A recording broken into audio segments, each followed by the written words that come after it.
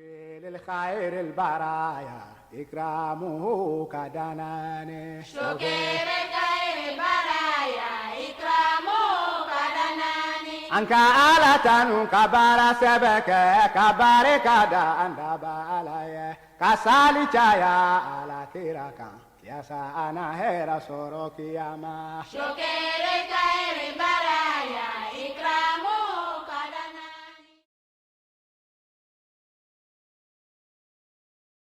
Assalamu alaikum wa rahmatullahi wa barakatuh, chers téléspectateurs de la MTA Africa. Bienvenue à ce nouveau numéro de Ciel Nouveau. Alhamdulillah, et nous allons encore une fois nous attarder sur le sujet de Zikrillah, qui se traduit par le souvenir d'Allah. Comme le disait le musulman Maoud, que ce soit les nawafil, les prières farda et les tahajjud font partie intégrante du Zikrillah. Aujourd'hui, avec nos invités du jour, nous allons parcourir sa philosophie et ses différentes méthodes pour pouvoir mener à bien ces différents Zikrillah.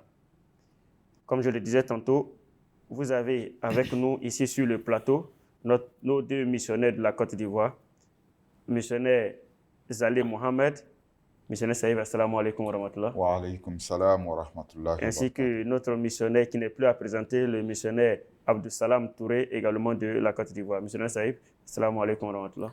Wa alaykum salam wa rahmatullah. Bienvenue à vous sur notre plateau. Merci. Comme je le disais tantôt, aujourd'hui nous allons nous appuyer sur les dires du deuxième calife de la communauté musulmane Ahmadiyya pour parler un peu sur les méthodes et la philosophie de certains zikrs, notamment les nawafil, la sunna et certaines prières telles que le tahajjud. Et je vais venir avec ma première question. Et cette question est adressée à Abdou Salam Touré, voilà, de nous parler un peu de la philosophie des prières sunna et nawafil. A'udhu billahi minash shaitanir rajim. Bismillahir rahmanir rahim. En ce qui concerne la philosophie des prières sunna et nawafil, tout d'abord, il faut savoir que la salat se compose de trois parties. Nous avons la prière de farz, qui est la partie obligatoire, qui se résume en 5 prières quotidiennes. Nous avons la sunna, qui est la partie faite régulièrement par le saint prophète Mohammed sallallahu alayhi wa sallam et enjointe par lui. Et nous avons la troisième partie qui est la partie nawafil, c'est-à-dire la partie facultative. Maintenant, quelle est la philosophie derrière les prières de nawafil et la sunna? Ce qu'il faut comprendre, le musulman Maoud, lorsqu'il abordait ce sujet, nous a fait comprendre que il va parler de certains points qui n'ont été mentionnés nulle part. C'est-à-dire, il n'a pas lu lui-même quelque part, mais ça sera des points nouveaux, voilà, qui lui ont été inspirés, dont il va parler. Donc, quand il parlait de la philosophie de sunna et de nawafil, il a dit que cela a été prescrit pour compenser les manquements de la prière de farz. Voilà, il a dit que la prière de farz ne peut pas être acceptée lorsqu'elle est défectueuse. C'est-à-dire quand il y a des manquements, cette prière ne peut pas être acceptée. Maintenant, Allah subhanahu wa ta'ala ne voulant pas que nos efforts de farz soient inutiles, parce que si ta prière n'est pas acceptée, c'est comme si tu avais prié en vain. Donc, connaissant un peu la nature de l'être humain, a fait une porte d'ouverture de telle sorte qu'on puisse combler ce vide-là, des petits manquements qu'il aura dans les prières de farz. Donc, la prière de nawafil et de sunna sont un peu comme une réserve, voilà, qui permet de combler un peu, voilà, le vide, sinon les petits manquements qu'il aura dans la prière de farz. Donc, la philosophie qu'on peut, voilà, dire de façon très simple des prières de nawafil et des prières de sunna, voilà, c'est qu'ils servent de réserves. Voilà, ces réserves-là permettent de pouvoir mieux corriger, voilà, les parties qui ne sont pas assez parfaites dans nos prières de farz. Inch'Allah. Vraiment, merci beaucoup. Missionnaire Zalé Saïf, voilà, est-ce que vous pouvez nous expliquer un peu les vertus des prières nawafil? A'udhu billahi minash shaitanir rajim. Bismillahir rahmanir rahim. Allahumma salli ala Muhammadin wa ala ali Muhammadin wa barik wa sallim afdala salawatika innaka hamidun majid. Effectivement, les prières des nawafil sont faites pour élever l'homme à un niveau supérieur.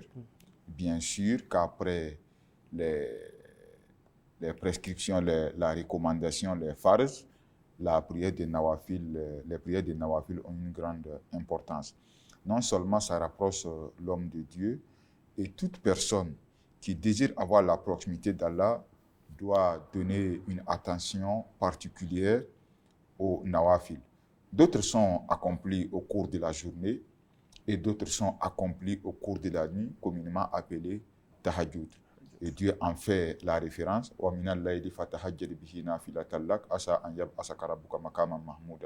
Et prends une portion de la nuit, prie à ton Seigneur. Il est fort probable qu'à travers cette prière, Dieu va t'élever à un rang élevé, ce qui est le désir du tout croyant sincère. En plus de cela, le Saint-Coran nous dit dans un autre verset, que se lever la nuit pour prier, c'est le moyen le plus efficace pour maîtriser les égos même de l'homme et qui va nous guider à bien performer, à avoir vraiment tous les ingrédients nécessaires pour la prière, pour ne pas dire accomplir le but de notre existence. Donc, les vertus des nawafil ne sont pas vraiment à négliger. Dans un autre hadith, le prophète Mohammed sallallahu alayhi wa sallam nous a dit qu'il n'y a pas d'acte qui peut rapprocher l'homme de Dieu que les nawafil, que se lever la nuit ou bien faire les autres nawafil, que ce soit dans la journée ou bien dans la nuit, tous les deux sont importants. Alors, le saint prophète Mohammed sallallahu alayhi wa sallam a conseillé à Hadrat Umar, Ibn Umar, de Abdullah bin Umar. Il a conseillé à Abdullah bin Umar d'accomplir cette prière-là et de ne laisser aucun effort, de ne pas négliger cette prière. Voilà, cette prière-là. Donc, bien vrai, parce que pourquoi le prophète a fait ça? Étant jeune, voilà, comme la plupart de nous, voilà, on se met à courir à gauche, à droite, voilà, et puis après, on se sent fatigué, on néglige cette prière-là. Bon, on a fait toutes les prières quotidiennes, on se dit que bon, ça n'a pas d'importance. Donc, le prophète Mohammed a attiré l'attention d'Abdullah bin Umar, particulièrement sur cette prière. Donc, cette leçon n'est pas seulement à Abdullah bin Umar, mais ça revient à nous tous en tant que jeunes. Voilà, oui, effectivement, c'était le fils du deuxième calife de l'islam, Omar bin Khattab.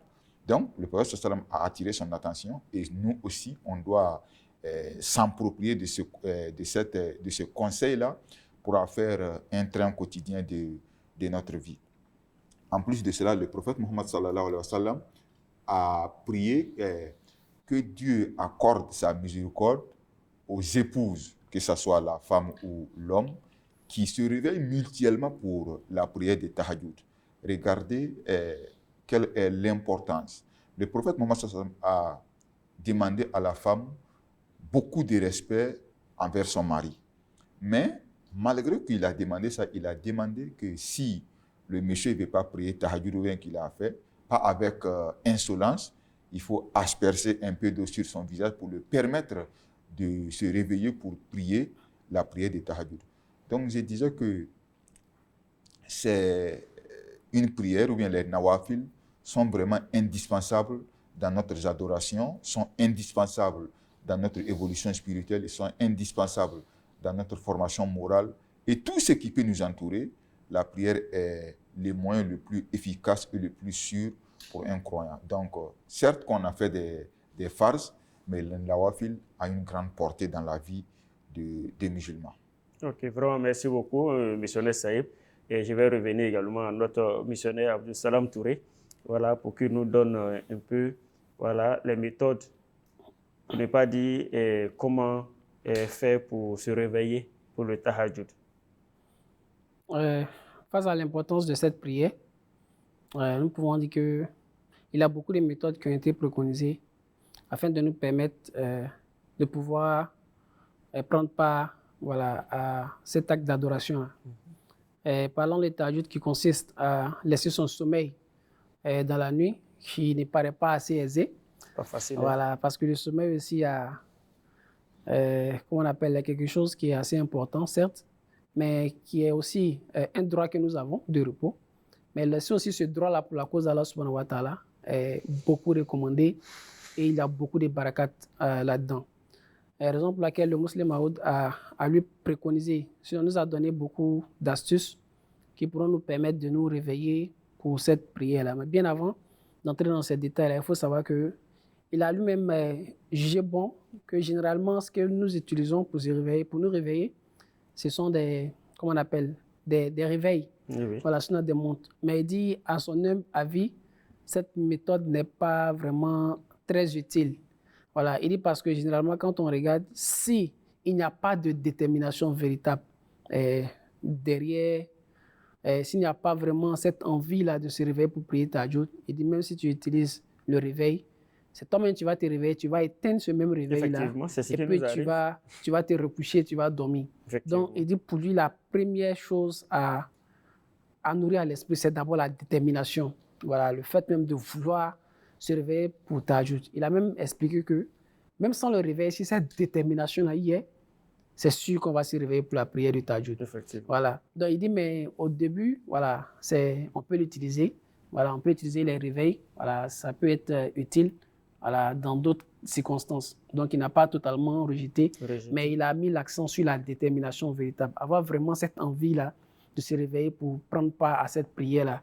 Je peux dire, le point essentiel qui va vraiment nous motiver à nous réveiller, à prendre part à cette prière de tahajjud-là. Donc, il a énuméré beaucoup d'autres points, plus de 10 points, voilà, que nous allons vraiment avoir le temps voilà, de détailler. Merci beaucoup. Missionnaire Zalé, pouvez-vous nous citer quelques méthodes? Effectivement, le musulman nous a donné assez de conseils vraiment précieux qui, ça ne coûte rien d'essayer d'expérimenter pour voir. L'un des conseils qu'il nous a dit est que avant d'aller se coucher, il faut toujours penser sur sa foi, sur ce qu'on fait et de temps en temps, parce que quand vous voulez faire quelque chose, vous ne pouvez pas le commencer aujourd'hui et en même temps le maîtriser le lendemain. Ça demande du temps, ça demande un effort consistant pour pouvoir progresser. Donc, il nous a demandé ainsi qu'après la prière de Isha, essayez de faire quelques zikrs avant d'aller au lit. Donc, cela va vous permettre de dormir avec cet état d'esprit et qui va vous permettre de vous réveiller avant la prière de Fajr. Même s'il ne reste que 2 rakats, comme le Saint-Prophète l'a recommandé, il a encouragé ses compagnons, même s'il ne reste que 2 rakats avant la prière de Fajr, non, je vais dire que 2 rakats avant la sunna, des 2 rakats avant le farz de Fajr. Il a encouragé, quel que soit le niveau, il ne faut pas passer la nuit sans faire au minimum un tahajjud. Et voilà, le musulman en train de préconiser des solutions, comment réveiller pour le tahajjud. Si je comprends bien, il faut faire des zikrs pour orienter l'esprit vers la prière qu'on va faire au milieu de la nuit. Effectivement. Avant de vous coucher. Effectivement. L'esprit est déjà prédisposé. Voilà, pour cet acte d'adoration. Mais si on ne le fait pas et qu'on met des alarmes, souvent, c'est comme le frère l'a dit, c'est ce qui va nous réveiller. On met l'alarme ne va pas refuser de sonner. Mais c'est nous-mêmes parce qu'on ne s'est pas préparé pour ça. Donc, on trouvera que non, c'est assez difficile et qu'on va remettre à demain ce qu'on pouvait faire aujourd'hui. D'accord. Ok, merci beaucoup. Missionnaire Abdou Salam, comme vous l'avez dit, il y a assez de points. Ouais. Si vous pouvez nous en donner également. Oui, un autre point assez important, allant dans le même sens de faire le zikr pendant la nuit avant de se coucher. Le prophète Mohammed sallallahu alayhi wa sallam a lui-même été un exemple parfait et c'est un peu ce qu'il faisait. Et nous lisons dans les hadiths que le prophète Mohammed sallallahu alayhi wa sallam récitait Ayat al-Kursi et les 3 derniers chapitres du Saint-Coran, qui est la Surat al-Ikhlas, Surat al-Falaq et puis la Surat al-Nas. Il récitait ces chapitres-là qu'il effleurait sur son corps voilà, avant de se coucher. Et quand il finissait de faire cela, il se tournait voilà, vers sa droite et puis il récitait la prière suivante. Allahumma inni aslamtu nafsi ilayk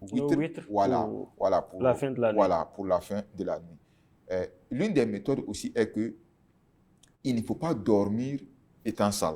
Par exemple, vous avez mangé quelque chose, voilà, sans vous brosser, sans laver les mains, vous partez, vous dormez comme ça. Comme je l'ai dit, si vous faites des ablutions, tout cela va quitter. Effectivement. Voilà. Mais souvent, on peut manger des choses, par exemple, des oignons ou bien des choses qui donnent une forte odeur. Donc, il est nécessaire de se nettoyer et puis d'aller au lit. Je donne une anecdote que le premier calife dit qu'une fois, il a vu en rêve que son frère venait lui donner le Saint-Coran. Donc, quand il a tendu le Coran, il voulait prendre. Ce jour-là, il a trouvé que non, il a mangé, mais il n'a pas pris assez de soin pour laver. Donc, le frère a refusé de lui donner le Saint-Coran pour lui dire que non, tes mains ne sont pas propres. Donc, notre apparence physique influence notre spiritualité. Effectivement. Donc, il est assez important de prendre toutes ces dispositions avant d'aller au lit. Mais toujours est-il que, comme il a dit, c'est indispensable d'avoir une ferme Conviction. Une volonté voilà, sincère. une volonté sincère et que vous allez au lit. Et une autre méthode est aussi, faites 2 rakats avant d'aller au lit, avec l'intention pour dire que bon, je vais me réveiller à tel moment. Et ça ne coûte rien. Tout le monde peut mettre cet exercice-là pour voir quelle est la fiabilité de ces enseignements. Peut-être, voilà, vous n'allez pas vous réveiller, vous n'allez pas vous lever pour faire le tahajjud, mais au moment opportun, vous allez vous réveiller. Dieu fera en sorte que vous allez voir, voilà, vous allez vous lever. D'accord. Merci beaucoup, missionnaire Saïb. Au missionnaire Salam, s'il a quelque chose à nous dire en 1 minute, si possible. Ce que j'aimerais ajouter, c'est que il faudrait qu'on sache que la propriété physique... Ça va être en même temps votre mot de fin. Oui, on peut dire que la propriété physique affecte la pureté du cœur. Voilà, donc pour pouvoir se réveiller pour la prière de Tahajjud, il faudrait qu'on se purifie un peu sur tous les plans. Au niveau du vêtement, le lit sur lequel on se couche, l'état dans lequel on dort. Voilà, il faut se brosser les dents, il faut se laver les mains, dormir en ablution. Ce sont des méthodes assez favorables qui vont nous vraiment permettre de prendre part à cet acte d'adoration. Vu son importance, il ne serait pas vraiment intéressant que nous manquons de ces faveurs-là qu'Allah subhanahu wa ta'ala nous fait, car ce sont des zikrs, sinon des méthodes assez intéressantes qui nous permettent de nous rapprocher d'Allah. Donc vivement, j'encourage tout le monde, nous tous, à vraiment faire l'effort de pouvoir profiter de ces bienfaits-là pour que nous soyons vraiment parmi les amis d'Allah subhanahu wa ta'ala. Jazakumullah, merci beaucoup. Monsieur Saïd, votre mot de fin. Alors, ça, ce sont des enseignements qui nous permettent d'évoluer dans la spiritualité. Donc, si il y a 1 ou 2 méthodes qu'on vient d'apprendre, il faudra qu'on essaie de les mettre en pratique. Il ne reste qu'un seul enseignement et qu'on va expérimenter la chose par nous-mêmes. Donc, j'invite à tous les téléspectateurs de faire en sorte et demander à Dieu, car le but même de notre existence est d'accomplir et d'être les serviteurs de Dieu. Donc, on ne doit pas négliger certaines choses et prendre certaines choses. Donc, toutes les choses qui sont dites dans ce livre Zikr Ilahi est assez important. Inch'Allah. Vraiment, merci beaucoup à vous et merci pour ces beaux enseignements. Alhamdulillah, summa alhamdulillah, nous tirons vers la fin de notre émission et nous tenons à dire merci à nos invités ici présents et pour les beaux enseignements qu'ils nous donnent. En résumé, je voudrais dire que tout ce que nous avons appris aujourd'hui, tel que l'importance des nawafil, des tahajjud et des prières sunnah, est un fait capital.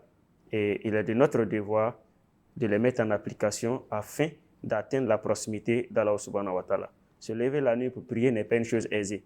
Mais lorsque nous mettons en application les conseils qui nous ont été donnés, les méthodes qui nous ont été enseignées, vous verrez que Allah subhanahu wa ta'ala va faciliter la faisabilité de ces prières du milieu de la nuit. Merci, chers téléspectateurs. Merci de nous avoir suivis et à bientôt. Encore une fois, assalamu alaikum wa rahmatullahi wa barakatuh. للخير البرايا إكرامه كدناني شكر الخير برايا إكرامه كدناني an ka Ala tanu ka baara sɛbɛ kɛ ka barika da an daba Ala ye ka sali caya Ala kira kan yaasa an na hɛrɛ sɔrɔ kiyama. Sokere ka